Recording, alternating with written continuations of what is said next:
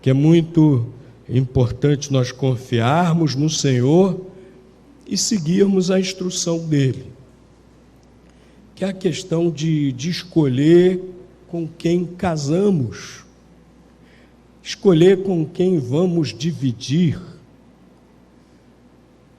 as nossas vidas, é das decisões mais importantes da vida. O indivíduo só é realmente feliz, o seu cônjuge só é realmente feliz, os seus filhos só são realmente felizes quando o casamento é feliz. E podemos dizer que uma boa parte dessa felicidade do casamento está em fazer a escolha certa. Infelizmente, hoje tem muita gente levando na brincadeira essa escolha. Eu já ouvi falar até de gente que escolheu quando ia casar, com quem ia casar, com base em aposta. Fez aposta lá com os amigos e tal, duvido que você ganhe a fulana de tal. Eu ganho sim, duvido que se você ganhar, você case com ela. Eu ganho e caso. Foi lá, ganhou a moça, casou só por causa da aposta. O casamento foi feliz? O casamento prosseguiu? Não. Tem muita gente que usa o critério somente da atração física, da beleza física. Isso também é assim um critério falho, que às vezes o pastor Delci gostava de falar, né? E é muito interessante, eu gosto de repetir essa ideia. Muitas vezes a moça escolhe um príncipe encantado, aí aquele príncipe encantado abre assim o fecheclé, né? Escolheu só com base na aparência física o seu príncipe encantado, e um belo dia aquele príncipe encantado abre assim o fecheclé e sai de lá de dentro um monstro, e vice-versa, né? Às vezes o camarada escolhe para casar só porque a moça é muito bonita e descobre também um belo dia que um grande equívoco, que aquela moça não dá para conviver com ela. E tem muita gente escolhendo assim, só na base da aparência física. Outros escolhem só por causa, outros e outras escolhem só por causa do status. Aí ele é muito inteligente, aí ele é bem sucedido, né? Só por causa do status social, econômico, ou até mesmo acadêmico. Também é outro critério falho. Às vezes o indivíduo pode ter uma coleção de diplomas e você vai repartir a vida com ele e ver que aquela coleção de diplomas dele não vale nada para a vida a dois. Então, quais são os critérios para escolhermos com quem vamos dividir a nossa vida? Quais os critérios para escolhermos bem, para que haja uma boa possibilidade de felicidade no casamento? Sim, uma boa possibilidade, porque a primeira parte é escolher bem. A segunda parte é saber viver casado, saber ter uma vida a dois. E a Bíblia tem as orientações tanto para a escolha como para viver casado. Vamos ver o que a Bíblia orienta, né, sobre essa escolha para ser feliz no casamento. Tem muita gente aqui que já está na idade de escolher. Tem muita gente aqui que um dia vai chegar também à idade de escolher. Ah, pastor, então não serve para mim porque eu já escolhi. Não, serve também. Quem sabe você vai ajudar, você vai orientar alguém com esses critérios para escolher bem com quem vai casar. Então vamos abrir as nossas Bíblias no livro de Gênesis, capítulo 24. Livro de Gênesis, capítulo 24. Vamos ver aqui inicialmente. Depois nós vamos ver mais alguns versículos ao longo da mensagem. Mas vamos ver aqui inicialmente, capítulo 24, vamos ver versículos 1 a 14. A palavra de Deus diz assim: Ora, Abraão era já velho, de idade avançada, e em tudo o Senhor o havia abençoado.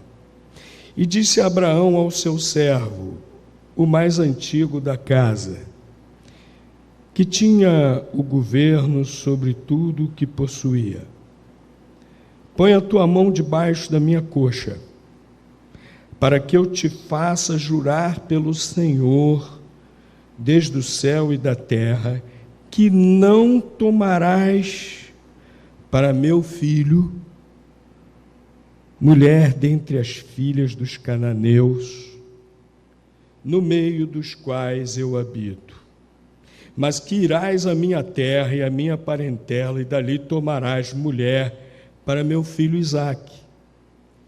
Perguntou-lhe o servo: Se porventura a mulher não quiser seguir-me a esta terra, farei então tornar teu filho à terra de onde saíste? Respondeu-lhe Abraão: Guarda-te de fazeres tornar para lá meu filho.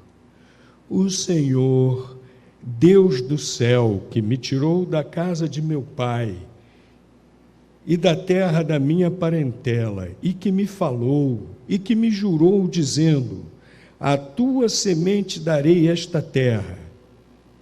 Ele enviará o seu anjo diante de ti, para que tomes de lá mulher para meu filho. Se a mulher, porém, não quiser seguir-te, serás livre deste meu juramento.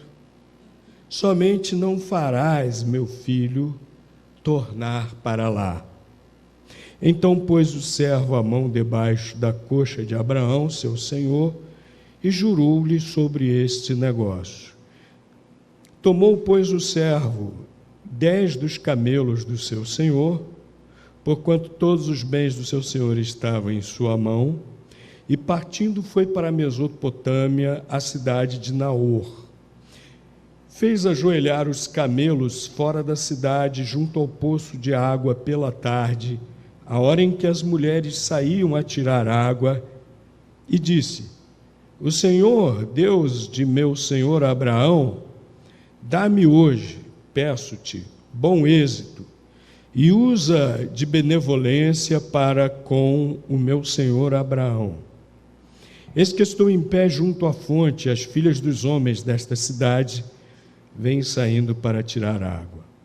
Faze, pois, que a donzela a quem eu disser: Abaixa o teu cântaro, peço-te para que eu beba, e ela responder: Bebe, e também darei de beber aos teus camelos, seja aquela que designaste para o teu servo Isaque. Assim conhecerei que usaste benevolência para com o meu Senhor. Na época de Abraão, as coisas eram diferentes. Quem escolhia, quem acertava os casamentos eram as famílias. Os pais, se entendiam entre si e acertavam os casamentos. Hoje não é mais assim. Cada jovem é livre, cada jovem escolhe. Mas mesmo sendo assim naquela época, nós encontramos aqui princípios muito importantes para a escolha de cada um hoje, com quem vai casar. Abraão estava preocupado, ele já era bem idoso. Isaque ainda não havia casado. E ele não queria negligenciar isso. Mas ele não queria escolher esposa para seu filho Isaque na terra em que eles estavam, entre as mulheres filhas dos cananeus. Os cananeus eram um povo muito idólatra, muito pecador. Certamente, se fosse escolher uma moça ali dentre os cananeus, seria uma moça que já traria toda a influência, toda aquela bagagem de um estilo de vida muito idólatra e muito pecaminoso. Abraão não queria isso para o seu filho Isaque. Abraão queria para Isaque uma esposa que fosse capaz de compartilhar a sua fé no único e verdadeiro Deus. Então Abraão pensou: vou buscar uma jovem lá da minha parentela, que não tem toda essa carga de idolatria que existe aqui nessa terra. E aí ele chamou o seu mordomo. Mordomo era aquele servo de confiança que administrava todos os bens do seu senhor, né? Se não me falha a memória, o nome dele era Eleazar. Aqui em outro lugar aqui no livro de Gênesis, menciona, né?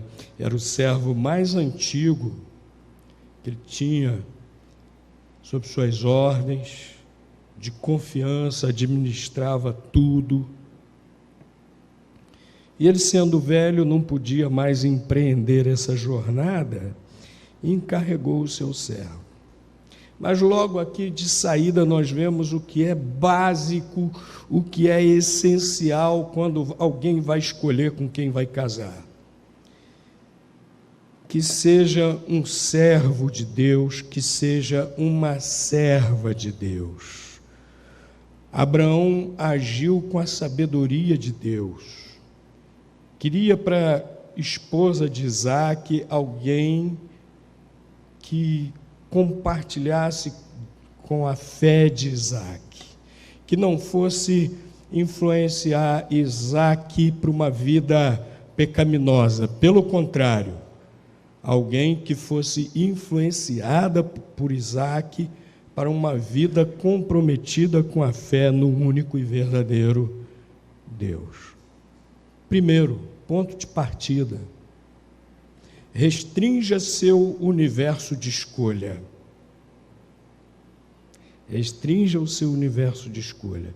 Seu universo de escolha deve ser entre aqueles que realmente servem a Deus, entre aqueles que realmente têm compromisso com Deus. Até mesmo, eu estava lendo alguns livros sobre casamento, alguns anos atrás, estava lendo alguns livros sobre casamentos de autores que não são crentes em Cristo. E esses autores diziam, concordavam, que compartilhar a mesma religião, compartilhar a mesma fé, ajuda a fortalecer o casamento. E olha que não eram autores crentes, não. Psicólogos, conselheiros matrimoniais, mas que na sua experiência, na sua atividade profissional, como, vamos dizer assim, conselheiros, terapeutas de casais, constataram isso. Que ter a mesma fé, ter a mesma religião, ajuda os casais a se unirem mais. Especialmente, meus queridos, quando é a fé no único e verdadeiro Deus, quando é a fé no Senhor Jesus Cristo. Então, esse é o primeiro passo. E Abraão deixou isso muito claro, demonstrou isso. Falou para o seu servo: olha, vai lá buscar, lá no meio da minha parentela, eu não quero que meu filho se case com uma das filhas dos cananeus. Abram suas Bíblias, por favor. Primeira carta de Paulo aos Coríntios, capítulo 7, versículo 39. 1 Coríntios, capítulo 7, versículo 39.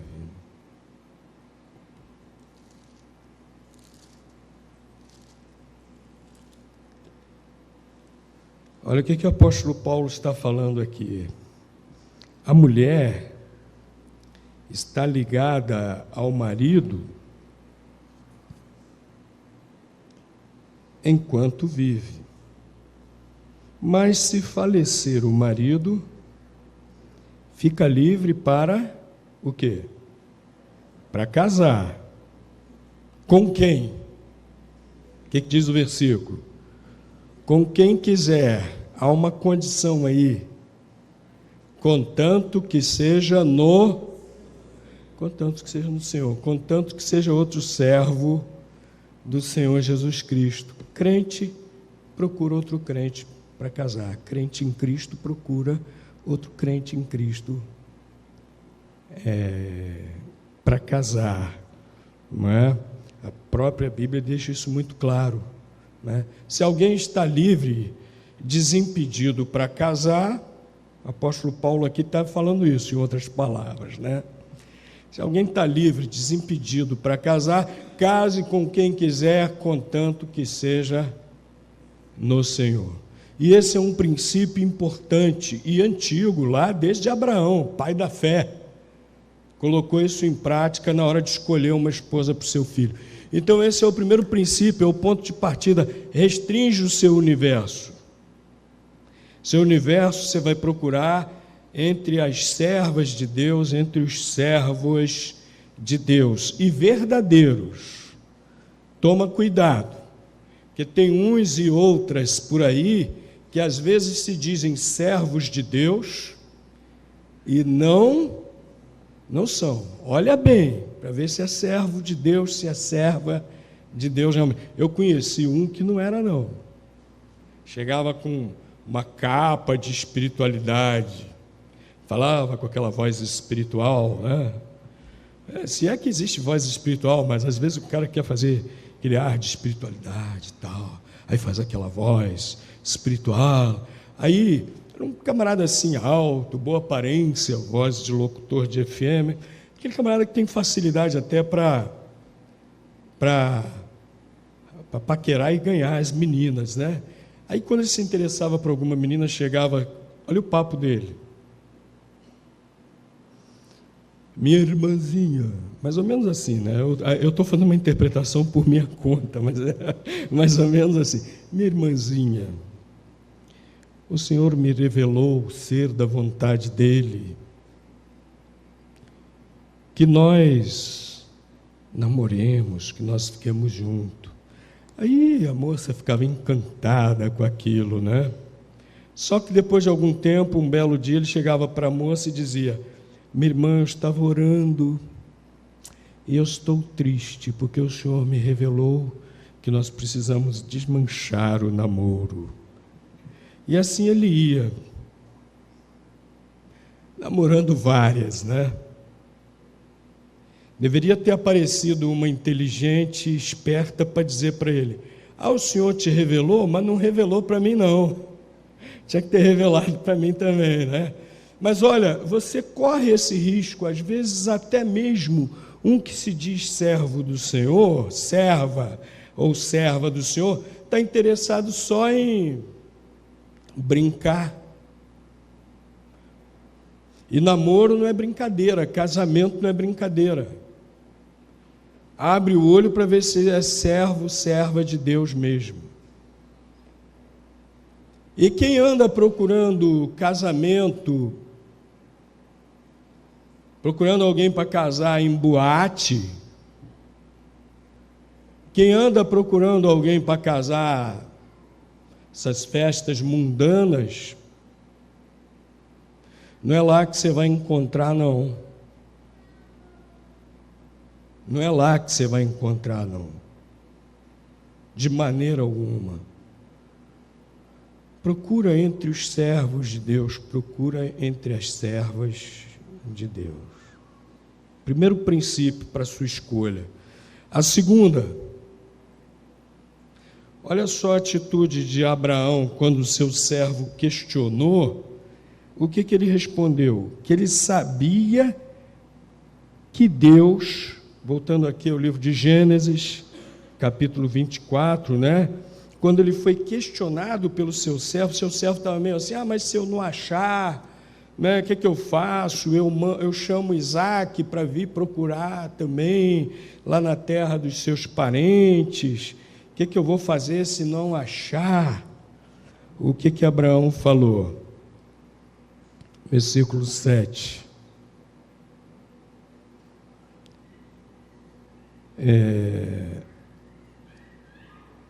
Final do versículo 7. Ele enviará o seu anjo diante de ti, para que tomes de lá mulher para meu filho. Abraão já tinha certeza que esse negócio era com Deus. Abraão já tinha certeza que Deus já estava agindo, Deus já estava atuando, que ele só precisava depender de Deus. Aí o seu servo aceitou, viajou à cidade lá na Mesopotâmia, onde estava o irmão de Abraão, chamado Naor, os parentes de Abraão.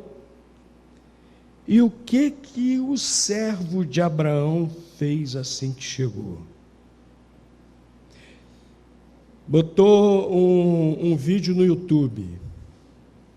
Estou procurando moças para casar com o Senhor, com o filho do meu Senhor. Pastor, que isso? Nem tinha YouTube naquela época. Mas ele podia colocar pessoas para anunciarem pela cidade, né? Ele poderia se fazer amizade ali com as pessoas importantes da cidade. Ele foi com 10 camelos carregados das riquezas de Abraão, né? Então ele podia dar uma grande festa, chamar as pessoas importantes da cidade para conhecer as filhas. Foi isso que ele fez, não. O que ele fez assim que chegou na cidade do irmão de Abraão, de Naor? O que ele fez? Orou e pediu que Deus lhe desse uma moça bondosa para levar para Isaac como noiva, para ser esposa de Isaac. Uma moça bondosa. Olha o que ele orou pedindo a Deus. Uma moça que chegasse e oferecesse água para ele, não só para ele, mas para todos aqueles camelos, para aquela camelada toda, que ela fosse lá e desse de beber camelo por camelo. Já pensou? Muita paciência, muita bondade, né? Ficar dando água para beber para um montão de camelos, mais de 10 camelos. Ele pediu, em outras palavras, uma moça bondosa, virtuosa. Ele orou, pediu isso a Deus. Então, meus irmãos, esse é o segundo aspecto, a dependência de Deus em oração. Abraão dependia de Deus para encontrar uma boa esposa para seu filho Isaac. E o servo incumbido dessa missão também demonstrou a mesma dependência e orou. Nós precisamos depender de Deus e orar. Às vezes, para escolher, os jovens ficam muito ansiosos. É lógico que também precisa conhecer pessoas, tudo isso, né? Dentro desse universo dos crentes em Cristo. Mas também precisa depender de Deus em oração, orar sobre esse assunto, pedir que Deus dirija, pedir que Deus oriente, pedir que Deus faça a sua vontade. Você já está orando a respeito disso? Você que está chegando a época de fazer essa escolha. Você que tem filhos que um dia vão casar, também já está orando a respeito disso, que Deus prepare alguém para sua filha, que Deus prepare alguém para o seu filho. Já está orando a respeito disso? Pastor, eu estou muito novo, eu só tenho 14 anos, eu só tenho 15 anos, mas o tempo passa rápido, a hora vai chegar. Vai orando a respeito disso, para que Deus vá preparando alguém, para que Deus lhe dê discernimento, para que Deus lhe dê o discernimento nessa escolha. É interessante que Eleazar não pediu um sinal esdrúxulo. Ah, Senhor, a jovem que você me der em visão. Não, Eleazar pediu algo, uma coisa assim, com discernimento, né? Uma jovem que demonstrasse o quê? Bondade. Ora para Deus te dar esse discernimento, para você discernir isso. Ora, pede a direção de Deus. E Deus vai responder na hora certa, no momento certo, né? Entrega na mão de Deus para que seja negócio de Deus. Porque quando nós fazemos sob a nossa própria direção, tantas vezes falhamos, na verdade. Agora, quando Deus dirige, dá certo. E a outra coisa que eu queria destacar aqui, o terceiro critério, é não se deixar guiar pela vista, mas valorizar as virtudes na hora de escolher. Como Eleazar, né? Eleazar valorizou as virtudes. Ele não disse: ó Senhor, traga a moça mais bonita da cidade para eu levar para Isaac. O que ele pediu? Uma moça bondosa. Que ele pediu, né? E aí apareceu Rebeca, né? Prima de Isaac. Prima de Isaac. E olha o versículo 16. Olha como Deus é bom. Além de uma moça bondosa, diz também aqui, versículo 16, que ela era o quê? Muito formosa vista. Olha só, o que Eleazar pediu para Deus foi uma moça virtuosa, e veio uma moça virtuosa e bonita. Mas eu quero destacar aqui outra virtude de Rebeca. Diz que ela era pura, não havia conhecido varão algum, não havia tido relação sexual com nenhum outro jovem. Uma moça pura, uma moça virtuosa. Hoje, a questão do sexo está tão banalizada.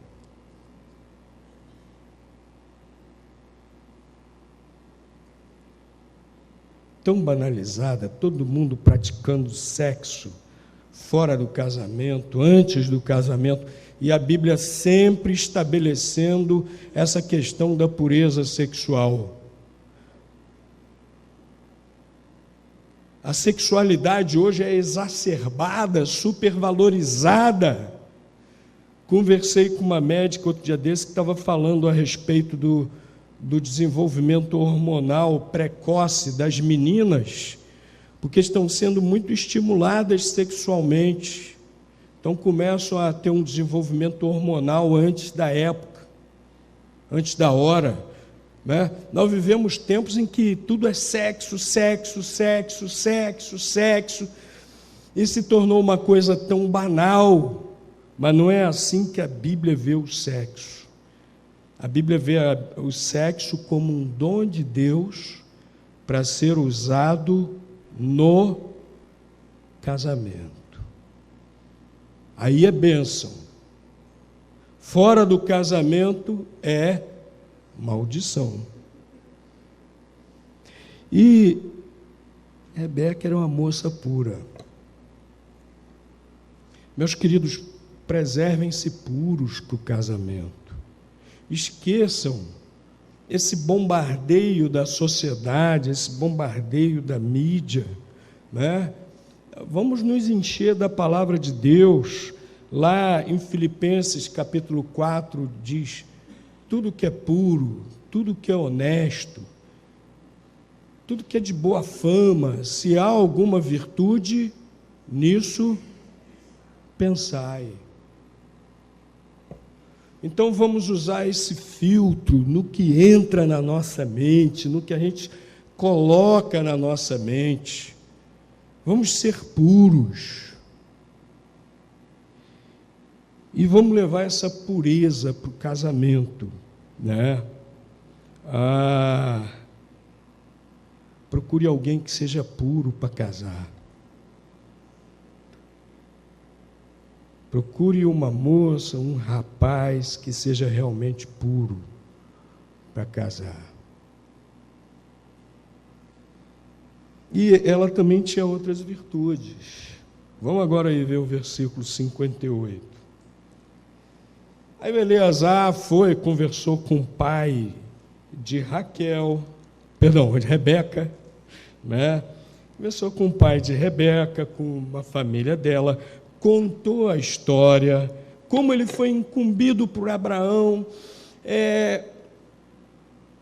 como ele orou a Deus e Deus respondeu, trazendo Rebeca. E aí o Naor, ele concordou que isso era algo de Deus. E já estava quase, já estavam quase acertando todos os detalhes, quando lembraram de consultar Rebeca.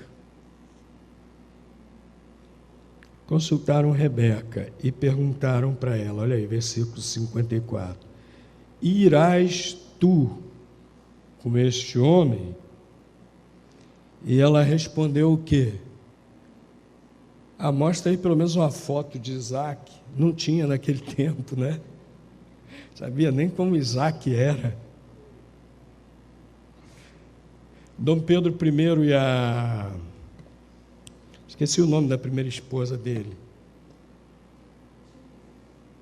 Esse nome. Eles pelo menos viram pinturas com a cara um do outro, né? Já tinha. Hoje tem gente que começa a se conhecer pela internet, manda logo uma foto, um vídeo, e é um perigo, né? Porque já passou pelo Photoshop. Já passou pelo Photoshop e tal. Aí quando vê de perto, entrei numa furada. Mas pelo menos se viram. Rebeca naquela época não existia nada disso. Mas ela demonstrou outra virtude muito importante, fé em Deus. Se o mordomo do meu tio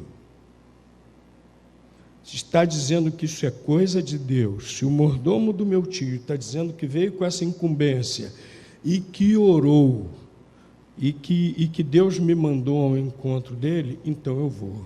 Ela respondeu, eu irei, prontamente. Uma moça de fé. Você faria isso no lugar de Rebeca?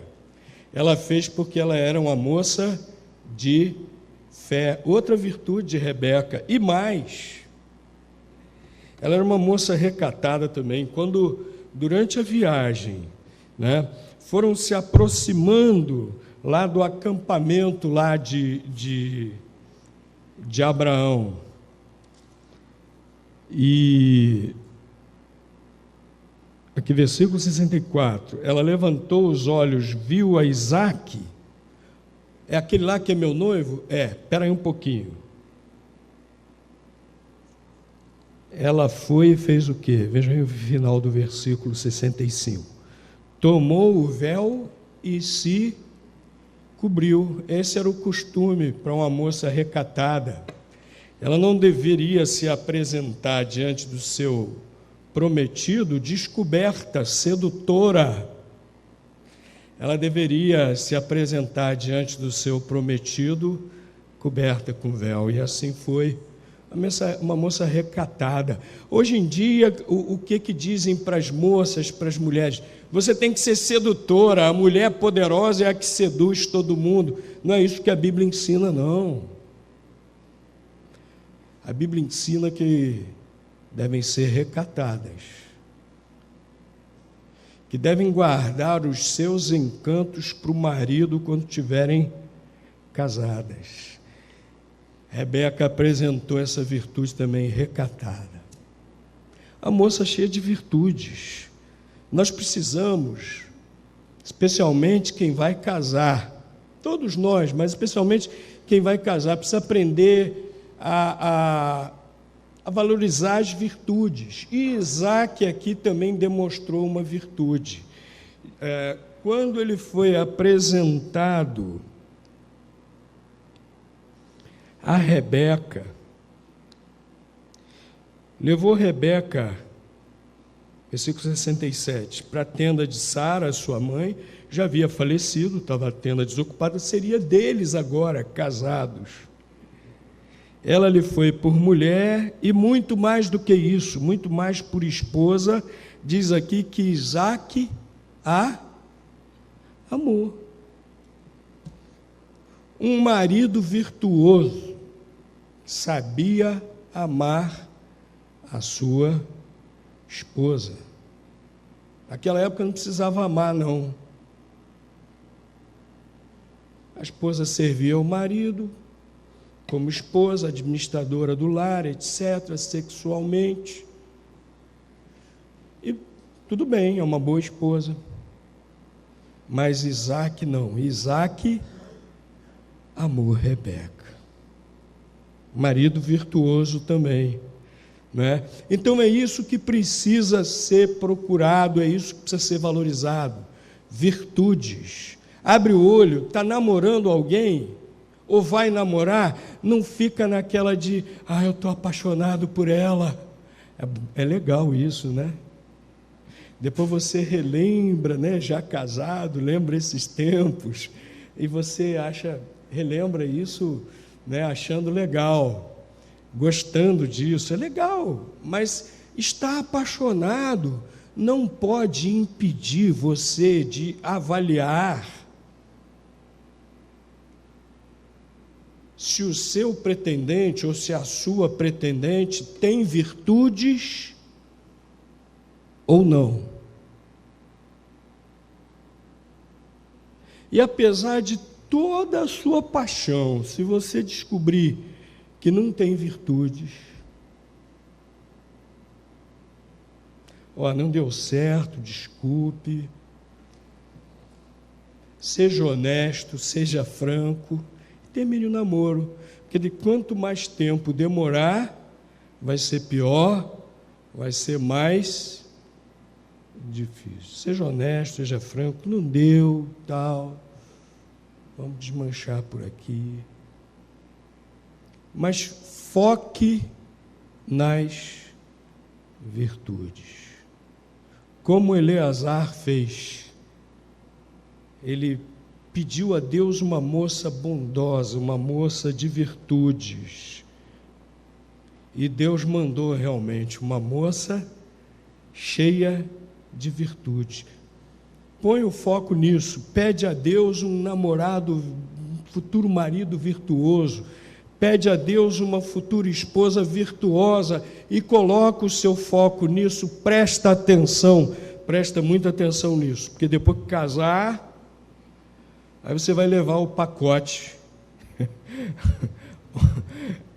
ou o mala, ou a mala, não sei, né?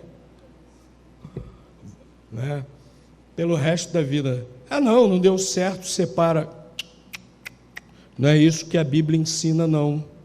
Não se casa com essa perspectiva, se não der certo, separa. Não é isso que a Bíblia ensina, não. A Bíblia ensina que é para casar, para dar certo, para ser para toda a vida. Então faça a escolha certa. Faça a escolha certa e depois também trabalha de maneira correta para o seu casamento dar certo e ser feliz, né? Primeiro passo é esse. A Bíblia mostrou aqui quais são as atitudes, quais são os princípios na escolha. Escolha um servo, uma serva de Deus. Dependa de Deus em oração. Valorize, procure virtudes. Que isso que é importante. Que Deus lhe abençoe para você escolher acertadamente, usando esses critérios que a Bíblia ensina. E papais, mamães, tios, avós, vamos orar sempre por nossos jovens, também nesse aspecto. Nós costumamos orar para que nossos jovens cresçam fiéis a Deus, costumamos orar pela conversão dos nossos jovens, costumamos orar pelos estudos, pela saúde, pelas escolhas profissionais. Vamos orar também pelas escolhas dos nossos adolescentes, dos nossos jovens, no que diz respeito ao casamento, para que sejam felizes nisso também. Amém. Vamos ficar de pé, irmãos, vamos